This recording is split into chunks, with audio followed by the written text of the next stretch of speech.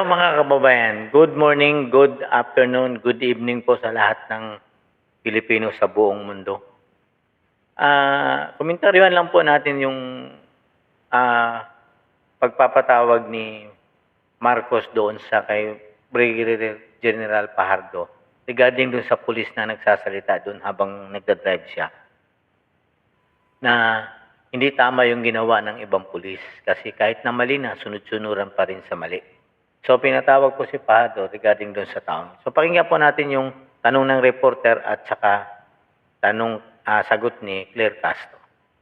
Dating Pangulong Rodrigo Duterte. Ngayong umaga po, mayroong pahayag po sa PNP na pinatawag daw po sa palasyo ni Pangulo si Police Brigadier General Jean Fajardo.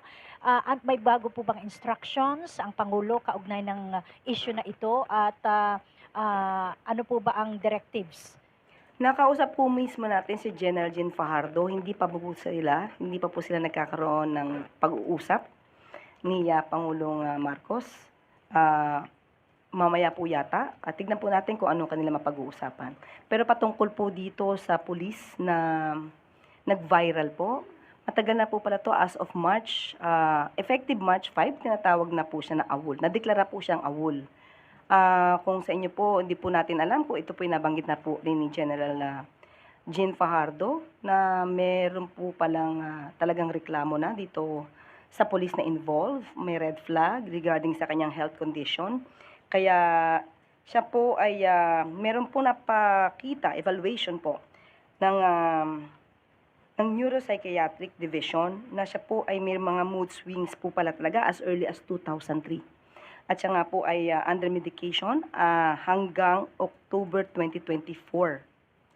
At nung nakitaan na mukhang nagiging normal na siya po ay pinayagan na makapagtrabaho ng normal, pero mukhang umuulit po yung mga episodes. At siya nga po ngayon ay kinasuhan na po sa prosecutor's office ng kaso inciting to sedition. Diyan mo mga kababayan, yung kawawang pulis na nagsalita nung sinasabi nilang AWOL sa nagbabiral ngayon. Nagsalita ka lang ng yung pulis na yun. Patrolman lang yun mga kababayan. Patrolman regarding sa pagka-aresto kay Pangulong Duterte.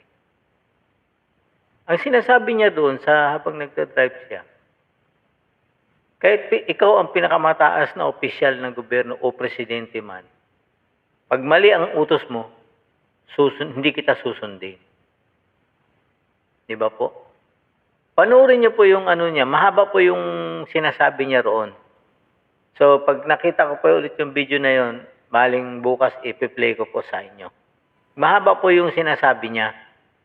Kasi nakita niya kasi kung paano arestuhin si Pangulong Duterte. Ngayon, sinasabi niya dun sa vlog niya na mali daw ang ginawa ng pag-aresto kay Pangulong Duterte.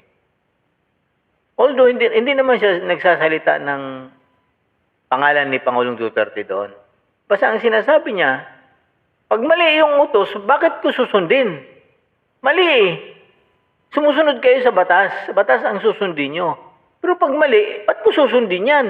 Ang sabi niya doon, kahit sino ka pang general ka o presidente ka man ng Pilipinas, hindi kita susundin. So ngayon, ang kawawang patrolman, nakasuhan po ng inciting to sedition. Isipin mo, nagsalita lang siya ng mali ng pagkagawa ng pag-aresto kay Pangulong Duterte. Inciting to sedition. Ngayon, ang kawawang patrolman, makukulong yun. Wala piyansa yata yung inciting to sedition. Walang piyansa yan. Tapos pinapalabas pa nila ngayon, kung totoo ba itong sabi ni Claire Castro na naggagamot pa daw yan. Dahil mayroon yatang something. Ngayon, hindi natin alam kung totoo ba yung sinasabi ni Claire Castro hanggat hindi natin nakakausap yung side ng patrolman. Di ba po? Kasi AWOL na po daw to eh. Di umano, sabi ni Claire Castro. Pero siguro, malalaman naman po natin yan kung may balak po yata ang mga banateros na interview nito si patrolman.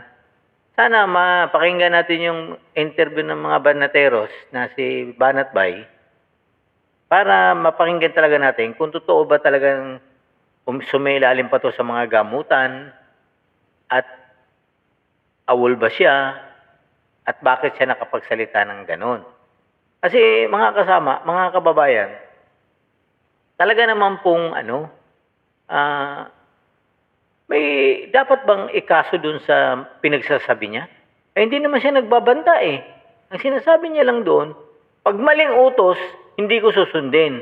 Pag kahit general ka pa o presidente ka pa ng Pilipinas, hindi kita susundin. Mali eh. Tapos ang kaso niya, inciting to sedition. Eh, pagpatuloy po natin yung pag-interview ni Claire Castro, ng reporter doon kay Claire Castro, mga kababayan.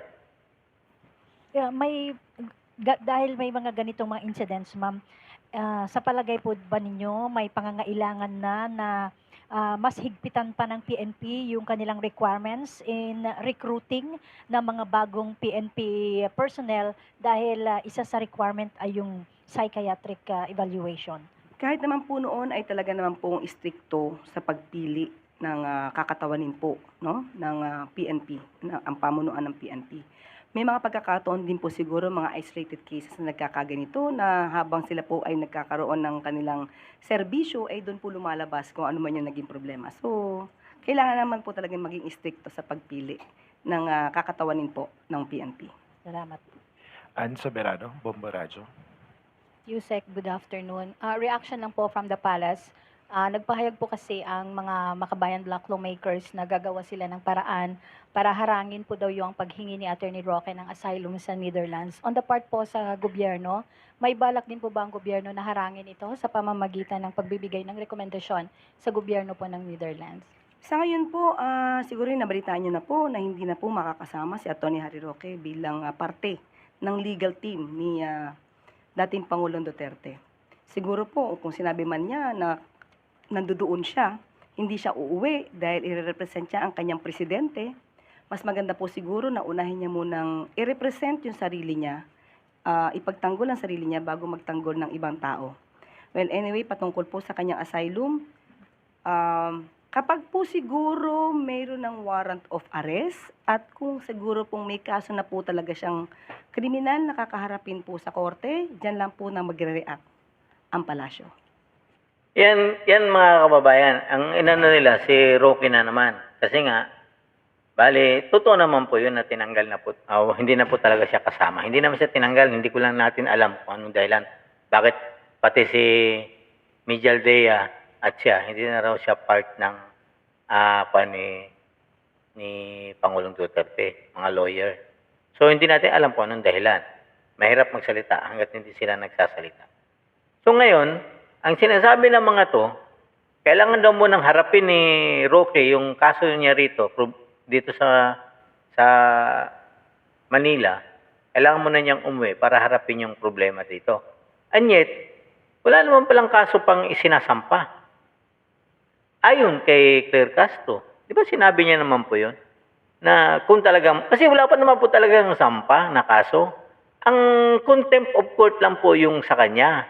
Yung contempt doon sa Kongreso na legislative lang yun.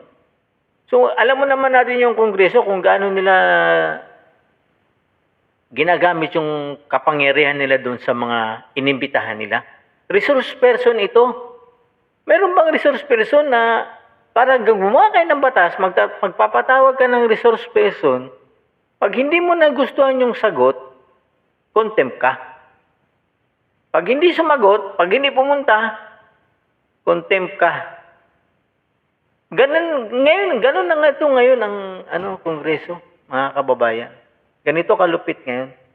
Napakahirap talaga ng buhay ngayon dito sa Maynila. Kasi, hindi mo alam, baka mamaya damputin na lang lahat itong mga vlogger na nagsasalita ng samantalang nagkukomentaryo lang naman mga kababayan.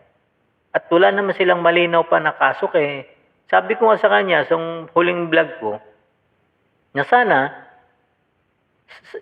overwhelming yung ebidensya nila kay Roque, sampahan nila ng kaso para mag-issue na yung korte ng warrant of arrest. Hanggang ngayon wala pa naman silang sinasampang kaso kay Roque.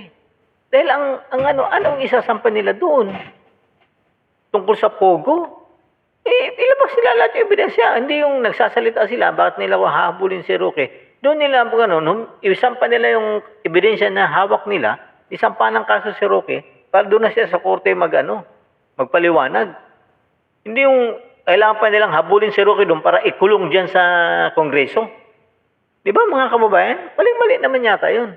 So ituloy po natin si Claire Castro. Christian Yusores, Radyo 630. Hi, Yusek. May mga lumutang po na mga panibagong kahina-hinalang pangalan na di umano ay nakatanggap noong confidential funds ng OVP. And base po sa isang report, 24 na in total yung mga pangalan. Ano po yung reaksyon o komento ng palasyo sa development na to?